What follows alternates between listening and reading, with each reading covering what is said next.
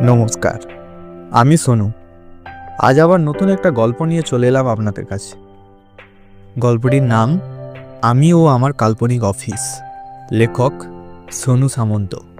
গল্পটি যদি ভালো লাগে অবশ্যই আমাদের চ্যানেলটিকে সাবস্ক্রাইব করে যাবেন এবং পাশে থাকা বেল আইকনটি অল করে যাবেন, যাতে আমাদের নানান ধরনের গল্প আপনাদের কাছে সবার আগে পৌঁছে যায়। আর অবশ্যই ভালো লাগলে বন্ধুদের মধ্যে শেয়ার করবেন গল্পটি।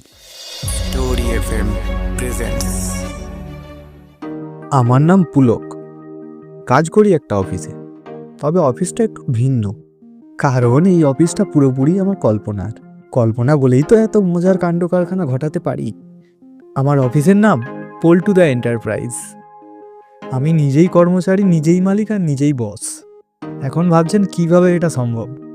আরে ভাই, কল্পনার জগতে তো সবই সম্ভব। প্রতিদিন সকাল 7টায় ফ্রেশ হয়ে তৈরি হয়ে যাই অফিসে। আমার মাথার ভেতরের অফিসে যেতে বিশেষ কোনো যানবাহনের দরকার হয় না। চা খেতে খেতেই পৌঁছে যাই অফিসে।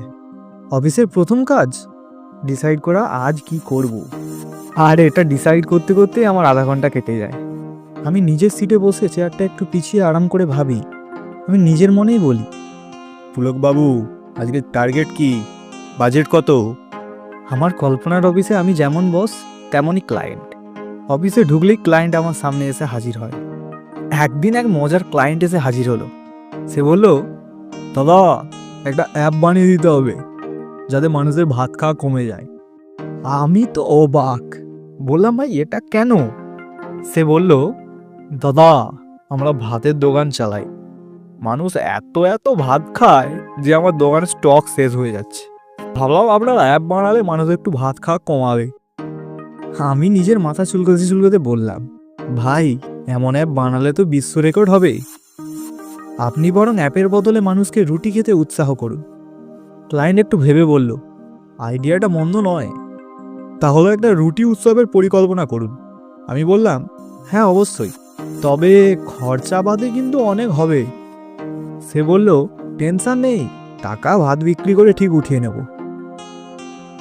এভাবেই আমার কল্পনার অফিসে রোজ নিত্য নতুন ক্লায়েন্ট আসে। একদিন এক ভদ্রলোক এলেন। তার প্রোফাইল দেখে বুঝলাম সে একজন গুপ্তচর। সে বলল, দাদা, আমার জন্য একটা এমন মেশিন বানান যেটা আমাকে অদৃশ্য করে দেবে। আমি বললাম, আপনি তো মনে হয় বেশি সিনেমা দেখেন। সে হেসে বলল, সিনেমা দেখেই তো এই আইডিয়া পেলাম, তবে আপনার মতো প্রতিভাবান মানুষ না থাকলে আর বানানো তো সম্ভব না।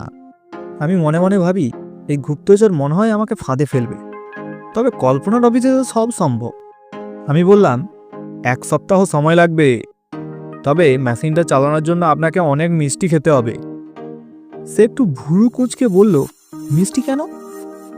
আমি মুচকি হেসে বললাম, মেশিনটা চিনির শক্তিতে চলে। আরেকদিন এক মহিলা এসে বলল, আমার বিড়ালটা খুব অলস, সারা দিন শুয়ে থাকে। আপনি কি এমন কিছু করতে পারেন যাতে সে অ্যাক্টিভ হয়? আমি বললাম, ম্যাডাম, আপনার বিড়াল তো আমার মতো, আমিও অলস। মহিলা হাসতে হাসতে বললেন, তাহলে আপনার দুজনের জন্যই করুন। আমি বললাম, আপনার বিড়ালের জন্য একটা জিম খুলতে পারেন, সেখানে আপনার বিড়াল দৌড়দৌড়ি করবে। মহিলা তো অবাক, বিড়ালের জন্য জিম? আমি বললাম, হ্যাঁ ম্যাডাম, এখন সব কিছুই কাস্টমাইজড। জিমে হুইল আর ছোট দড়ি থাকবে, আপনার বিড়াল ব্যায়াম করে চনমনে হয়ে উঠবে। মহিলা তো খুশি। তারপর আমাকেই বললেন, আপনাকে কিন্তু ওই জিমের জন্য বিজ্ঞাপন করতে হবে। আমি মনে মনে বললাম, আরে আমিই তো জিম খুললাম না, আবার বিজ্ঞাপন? কল্পনার অফিসে শুধু ক্লায়েন্ট নয়, কিছু সমস্যাও আছে। একবার আমার পিয়ন রাধু এসে বলল, দাদা, কেউ একজন অফিসের বাথরুমের লাইট বন্ধ করেনি, বিদ্যুৎ বিল বেড়ে যাবে। আমি তো অবাক। আমি বললাম, আচ্ছা রাধু, কল্পনায় লাইট জ্বলে? সে বলল, অবশ্যই জ্বলে, নাহলে অন্ধকারে কাজ করব কিভাবে? তখন বুঝলাম আমার অফিস আমার নিয়ন্ত্রণের বাইরে যাচ্ছে।